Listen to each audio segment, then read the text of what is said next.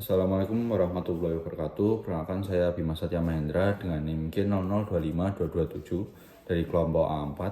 Jadi pada kesempatan kali ini saya akan menjelaskan mengenai laporan praktikum anatomi di bab 2 sistem kardiorespirasi dan kardiovaskular. Langsung saja ke laporan yang pertama. Saat kegiatan bermain, Rusdi, seorang anak laki-laki usia 4 tahun, tiba-tiba berhenti berlari karena sesak nafas dengan bibir dan ujung jari tampak kebiruan. Rusdi kemudian berjongkok beberapa saat hingga kondisinya membaik. Ibunya menyampaikan bahwa sejak bayi, anak sering mengalami kebiruan terutama saat menangis atau lelah dan pernah didiagnosis dengan tetralogy of Fallot. Pertanyaannya, jelaskan sirkulasi fetal. Pertanyaan kedua, jelaskan salah satu gangguan akibat gagalnya penutupan struktur fetal setelah lahir. Lalu pertanyaan yang ketiga, jelaskan vaskularisasi arteri dan vena jantung. Langsung saja ke yang pertama, yaitu mengenai sirkulasi fetal. Yang pertama yaitu dari plasenta, darah yang kaya akan oksigen dan nutrisi dari ibu mengalir melalui plasenta masuk ke tubuh janin lewat satu vena, itu vena umbilicalis. Lalu saat melewati hati, itu darah tersebut bergerak menuju hati. Namun karena hati belum perlu memproses banyak hal, sebagian besar darah dibelokkan melalui ductus venosus agar langsung masuk ke vena cava inferior, lalu bermuara di atrium kanan jantung. Nah, di atrium kanan itu disinilah keunikan itu terjadi. Nah, darah itu membelah menjadi dua rute utama, yaitu ada rute foramen oval, lalu ada rute arteri pulmonalis. Nah, di rute foramen oval,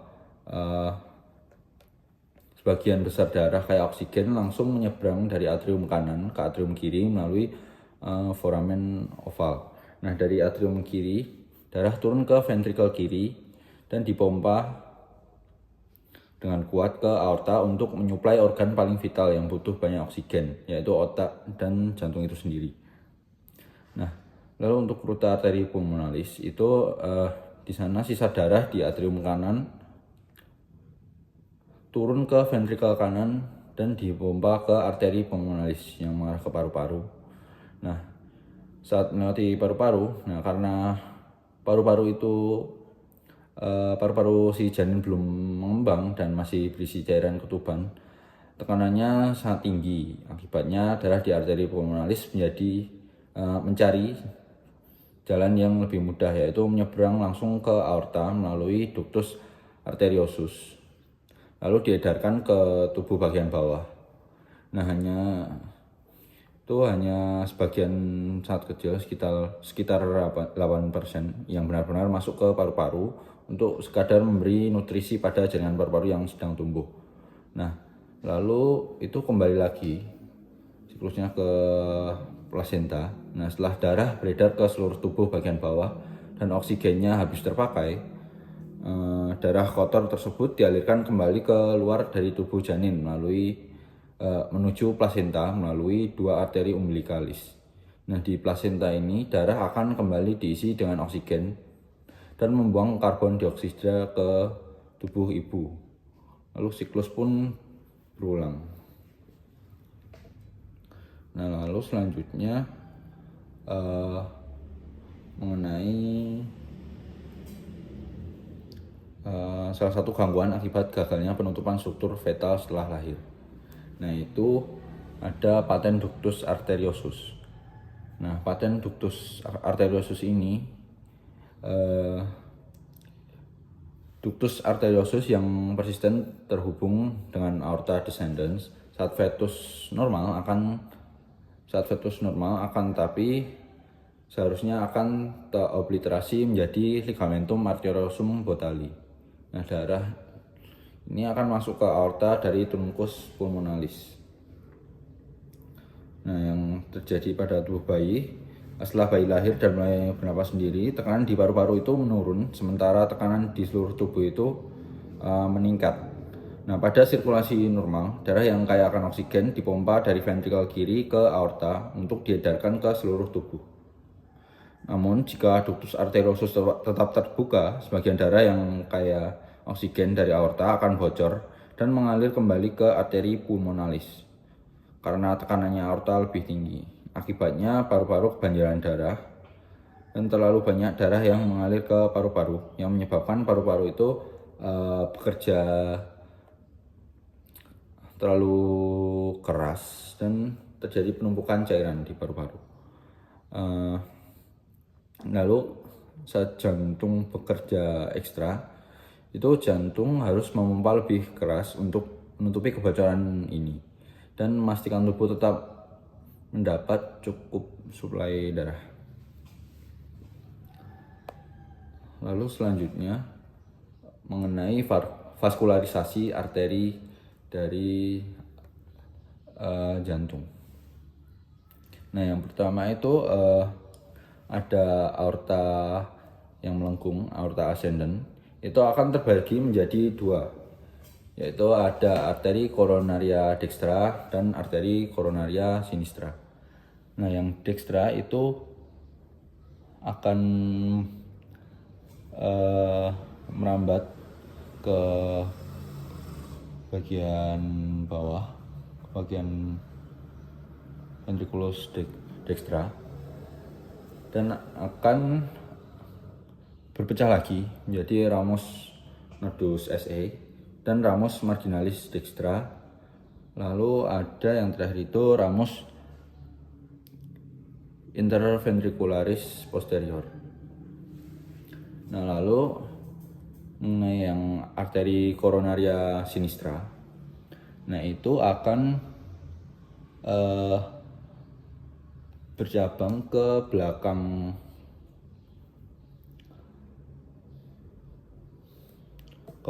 jantung, lalu akan berpecah lagi menjadi ramus interventricularis anterior dan ramus circumflexus. Nah, ramus interventricularis anterior ini akan bercabang lagi menjadi rami lateralis.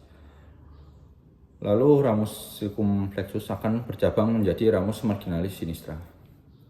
Lalu selanjutnya vaskularisasi vena dari jantung. Nah, sini itu mayoritas vasa venosa pada jantung bermuara pada sinus coronarius menuju atrium dextrum. Lalu bercabang menjadi vena cardiaca magna, lalu ada vena cardiaca parva, lalu ada vena cardiaca media, lalu ada vena cardiaca posterior belakang, bercabang ke belakang, lalu ada vena oblik atria sinistra itu di bagian atrium sebelah kiri, lalu ada vena posterior ventriculi sinistra. Nah, sedangkan vena cordis minima itu bermuara langsung ke atrium dextrum melalui foramina venarum cavarum. Nah, lanjut ke laporan kedua. Saat musim hujan, Badi mengeluhkan hidung tersumbat yang berlangsung beberapa hari, disertai nyeri pada daerah pipi yang memberat saat menunduk. Ia juga merasakan lendir kental mengalir ke tenggorokan. Pada pemeriksaan, dokter mencurigai adanya peradangan pada sinus maxillaris yang berkaitan dengan gangguan drainase di meatus nasi medius. Pertanyaannya yang pertama, jelaskan sinus-sinus paranasal yang terdapat pada hidung beserta fungsinya. Lalu pertanyaan kedua, sebutkan pembagian meatus nasi dan lubang muara masing-masing sinus. Lalu pertanyaan ketiga, jelaskan mengapa sinus maxillaris lebih sering mengalami sinusitis dibandingkan sinus lainnya. Oke, yang pertama mengenai sinus sinus-sinus paranasal yang ada di hidung. Nah, itu ada yang pertama itu ada sinus maxillaris di bagian sini, warna yang berwarna jingga. Nah, lalu ada sinus frontalis itu yang berwarna kuning. Lalu ada sinus ethmoidalis, lalu ada sinus sphenoidalis. Nah, sinus paranasal ini adalah sekelompok rongga di dalam tulang kraniofasial yang berhubungan dengan kavum nasi melalui ostium. Nah, sinus paranasal berisi udara dari bagian pernapasan rongga hidung ke dalam kranium.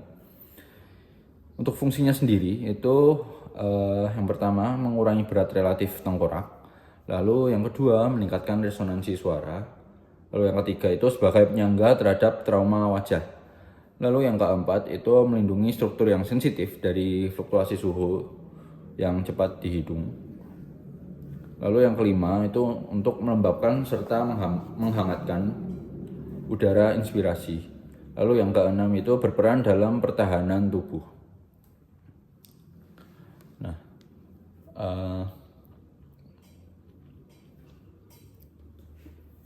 Lanjut ke pembagian meatus nasi. Nah, meatus nasi ini dibagi menjadi 3. Itu ada meatus nasi superior, meatus nasi media, dan meatus nasi inferior.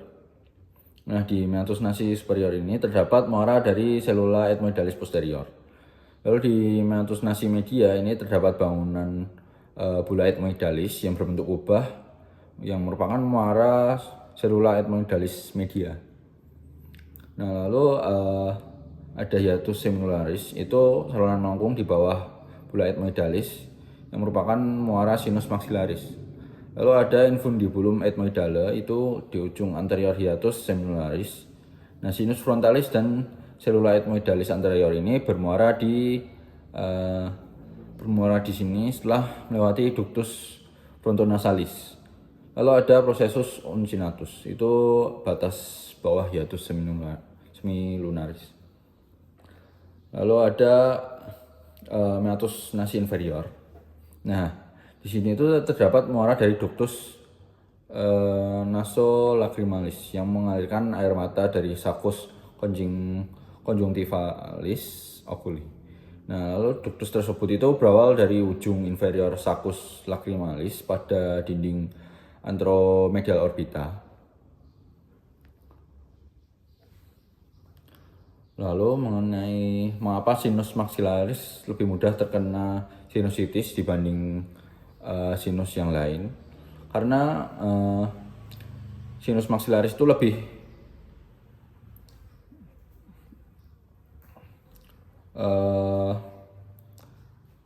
mudah terkena sinusitis itu karena ada 2 alasan utama, yaitu yang pertama melawan gravitasi, karena lubang saluran pembuangan lendir ostium terletak di bagian atas dari ruang sinus. Nah, saat posisi tubuh tegak, lendir harus naik melawan gravitasi untuk bisa keluar. Akibatnya lendir lebih mudah menggenang di dasar sinus dan memicu infeksi. Lalu alasan yang kedua itu berbatasan dengan akar gigi. Nah, dasar sinus maxillaris ini sangat dekat dan hanya dipisahkan oleh tulang tipis dengan akar gigi geraham rahang atas. Infeksi dari gigi yang berlubang atau bermasalah bisa menyebar langsung ke dalam sinus.